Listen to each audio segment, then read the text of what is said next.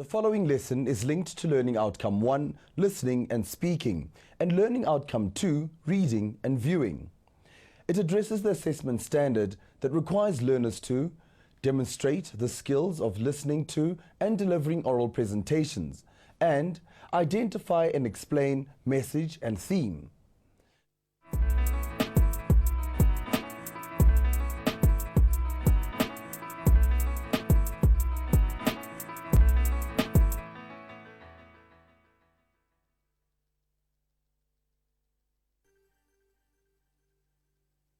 Stories can entertain us, they can make us laugh, and they're fun to listen to. A good story, though, should also give us something to think about. In some of our other lessons on oral texts, we mentioned that people can use stories or oral poetry to put across a message. In this, our final lesson on oral texts, we'll listen to an example of a story, work out what makes it an effective oral text, and we'll discuss the message that it shares. Let's take a look at the outcome for today's lesson.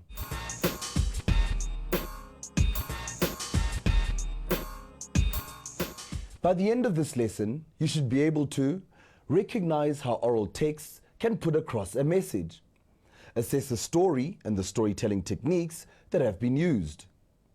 We are going to view Vanessa Bauer telling us her story called I'm Outta Here. This is about a teenager who decided to leave home. As you're listening to the story, try to identify the messages that are contained in the story. We're also going to be assessing the story and the way she tells it. So pay close attention to the techniques that Vanessa uses to get the audience to listen to and enjoy her story. A story, a story. Let's hear it. PJ Vanabella lived in a small house in a sprawling township in Ekurhuleni. He was the middle-born of 5 children, and he was 16 years old. His father, Tato, worked at the breweries in Wadeville, and his mother was a cashier at Shoprite. They had to work very hard to keep him and his younger brother and sister at a school in town. But PJ was not satisfied. He had to share a room with his brothers, and he couldn't always wear the latest styles because his parents couldn't always afford to be buying him new clothes. So he decided to look around for somewhere else to live. His father was very angry, but his mother quietly said, let him go. His friend Jabu said he could come and stay with him, and so off he went. Now, Jabu's flat was in town, and PJ thought, cool, we're close to school, I don't have to take a taxi, we can get up later in the morning. But it so happened that Jabu's flat was also near the fire station, and PJ soon discovered that fires break out at any time of the day or night, and he was often woken by the sound of the sirens on the fire engines wailing as the firemen dashed to yet another emergency.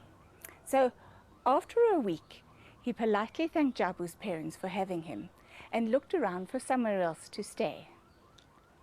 His friend Neo said he could come and stay with him, and so off he went. And things went well until he noticed that Neo's sister was taking a great deal of interest in him. She insisted on sitting in Neo's room and talking and telling PJ how cool he was. And then one night she tried to kiss him, and that was the final straw. After politely thanking Neo's parents, PJ looked around for somewhere else to stay. His friend Fadil said he could come and live at his house, and so off he went. Now, Fadil's family were quite rich, and they had a big, large house, and he thought he was going to be really happy there. But Fadil's mother and grandmother only cooked traditional Indian food. And when PJ first tasted a Vindaloo curry, he thought his mouth was on fire. He didn't even last a week there when he politely thanked Fadil's parents and looked around for somewhere else to stay. His friend Kyle said he could come and stay with him, and so off he went. Now, he thought things were going to be all right there because Kyle's mother's cooking was fine, and she didn't use any spices at all. But he had forgotten about Kyle's taste in music. And when they came home from school every day, PJ's ears were hammered by noise from bands with names like Bloodbound and Cradle of Filth and Slipknot. So after a week, he politely thanked Kyle's parents and looked around for somewhere else to stay. His friend Simpiwe said he could come and stay with her family, so off he went. Now, Simpiwe's father had a very important job, and they lived in a very smart townhouse in the suburbs. And PJ thought he was really lucky to be able to stay there. Simpiwe was an only child, and PJ had his own room all to himself. And he thought it was going to be wonderful because it was so peaceful. But after a while, he began to notice that it was really quiet. And the family played music, but quietly. And he never heard the neighbors. And the townhouse complex wouldn't even allow them to keep pets. And eventually he began to think that he was going to go mad because it was so quiet. And it was then that he realized that things at his own home weren't so bad after all. And after politely thanking Simpiwe's parents, he decided to go home and ask his parents if it would be all right if he could move back in. His family were only too happy to have him back. And he told his mother that no one cooked pap and yama like she did. And he really appreciated his brother's hip-hop. And his sister's friends took no notice of him whatsoever. And even the neighbors seemed pleased to see him back. A story, a story. It has been told. What do you think is the message of the story? Do you think that you or your friends can apply this message to your lives? PJ himself tells us that he has learned that our own home is where we feel we belong. Members of family influence the way we turn out as people, and they help to shape our identity. Hopefully, like PJ, we are with people who love us and accept us as we are. From his experiences, PJ also learns that each family has their own way of doing things. It is fun and interesting to experience other cultures, to try different foods and live in other places. But like PJ, we may find that the lifestyle we ultimately enjoy the most is the one that is familiar to us. PJ also discovered that some things are not as important as he used to think they were. For example, wearing fashionable clothing or living in a nice house are not as important as inner principles, such as being valued as a member of a family. We often think that the grass is greener on the other side, and what other people have or the way they live must be better than what we have at home. Like PJ though, we sometimes find that, in fact, this is not always true. So those are the messages that the story shares with us. But did you think that this story is a good one? In our previous lesson, we looked at what makes a good story. Can you still remember the different things we had to bear in mind? Here are the first three. A good story has an introduction that catches attention, a set of interesting characters, and an appealing setting. Did you think the story has a good introduction? Listen to it again and list the techniques that Vanessa uses to get the audience to listen to her story. Also, think about why she may have chosen the main character and setting that she did.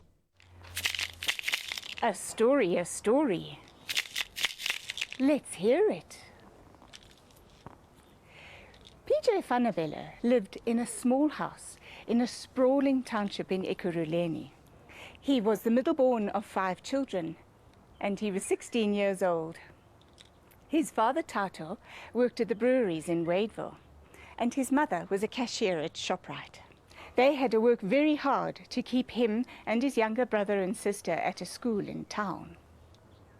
But PJ was not satisfied. The use of a shaker and a chant is a simple but effective way of catching the ear of your listener. The opening line, PJ Fanabella lived in a small house in a sprawling township in Ekurhuleni, also catches our attention. Ekurhuleni is a Tonga word, so we know the story is set in South Africa, and we all enjoy stories of our own land. And the name PJ Fanabelo is also interesting and South African sounding. The line at the end of the introduction, but PJ was not satisfied. This also gets our attention. We know who PJ is, where he lives, and about the people in his family. Now we are curious to continue listening to the story to find out what exactly he isn't satisfied with. So, the introduction grabs our attention. But does Vanessa create characters that we remember? The story involves a number of characters, but we hear the most about PJ. We are told that he is 16, and his actions, well, are quite believable for a boy of that age and in his circumstances. As this story was being told to high school learners, it was also a good idea to tell a story about someone of a similar age to the viewers, so that people watching the story would be able to identify with PJ and the issues that he experiences.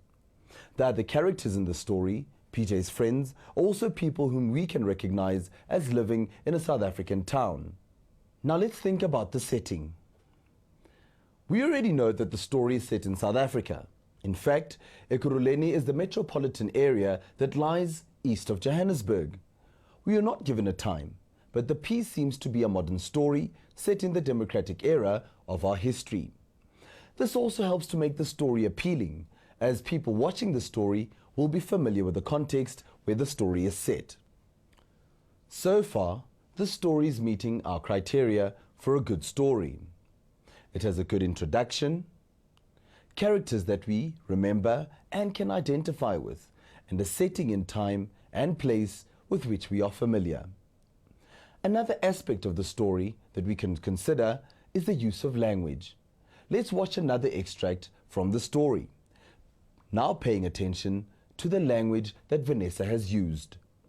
As you watch this clip, think about the images that the language is helping to create in your mind.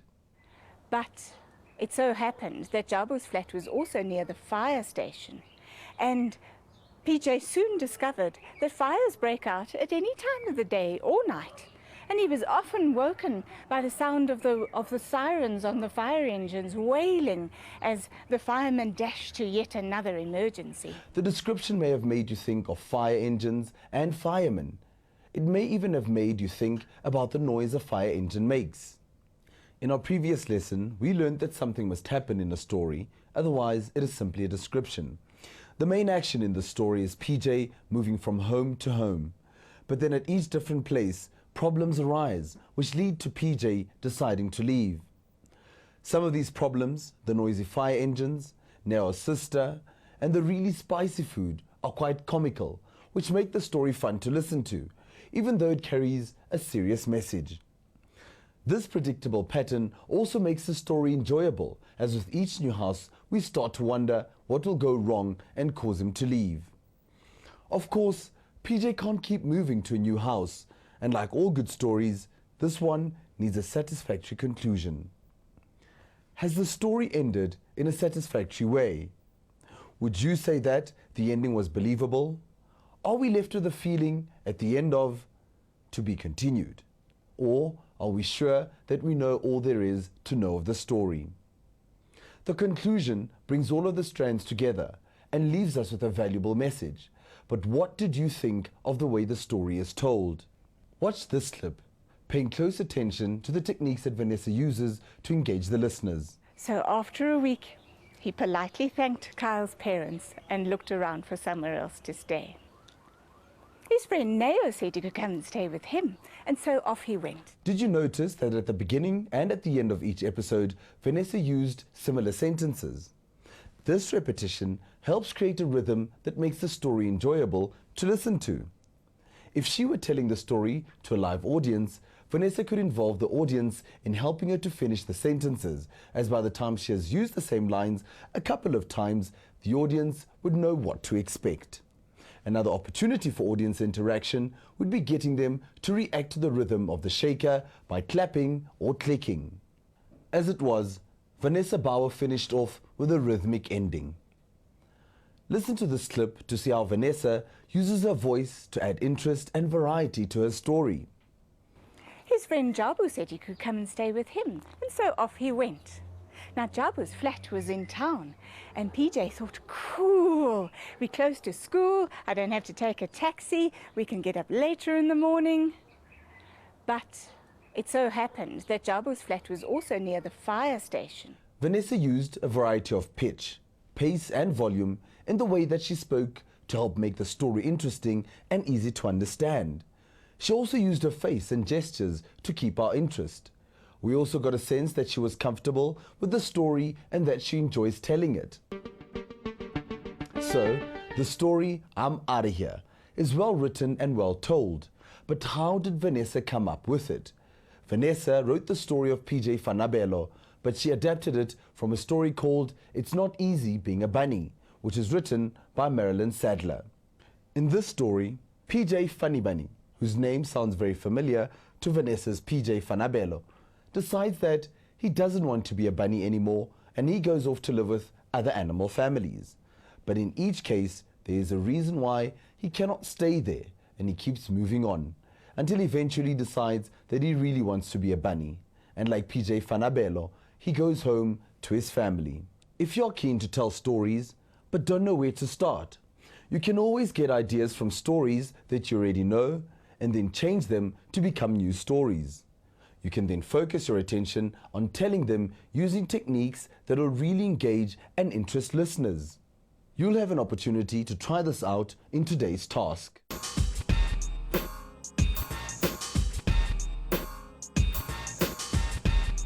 Think of a story that you know. It might be a fairy tale, a traditional African story, or an ancient legend.